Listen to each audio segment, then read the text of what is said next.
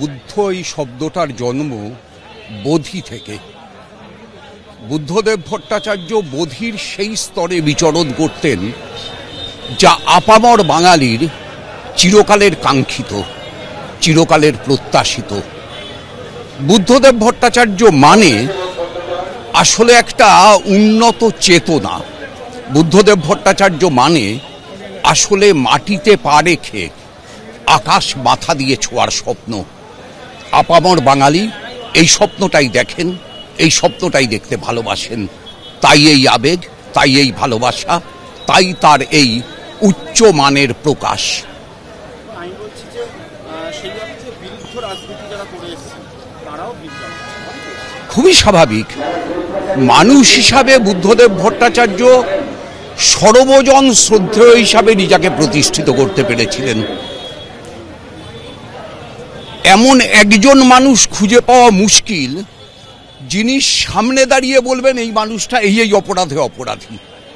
রাজনৈতিক কারণে অনেক বিবমিষা তার বিরুদ্ধে ছড়ানো হয়েছে, কিন্তু সামনে দাঁড়িয়ে মুখোমুখি দাঁড়িয়ে কারোর চোখে চোখ রেখে বুদ্ধদেব ভট্টাচার্যর গায়ে কালি লেপনের হিম্মত বাংলায় কারণ নেই।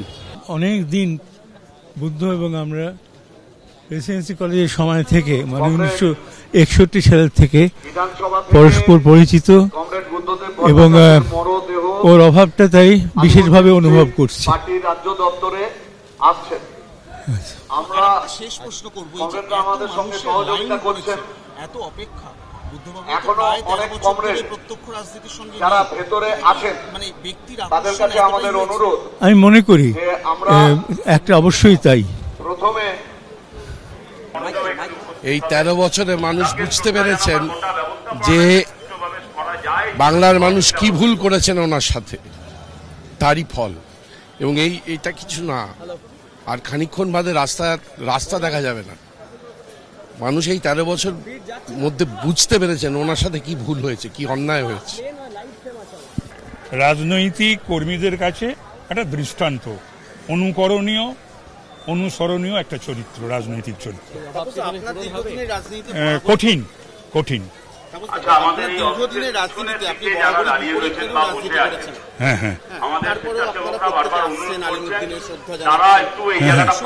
আমি আসলে ওনাকে আমিও ছাত্র যুব আন্দোলন থেকে ওঠা, উনিও ছাত্র যুব আন্দোলন থেকে উঠে বাংলার মুখ্যমন্ত্রী হয়েছিলেন এবং আমি ওনাকে 10 বছর পেয়েছিলাম বিধানসভায়, মন্ত্রী হিসাবে, উপমুখ্যমন্ত্রী হিসাবে, স্বরাষ্ট্রমন্ত্রী হিসাবে এবং মুখ্যমন্ত্রী হিসাবে।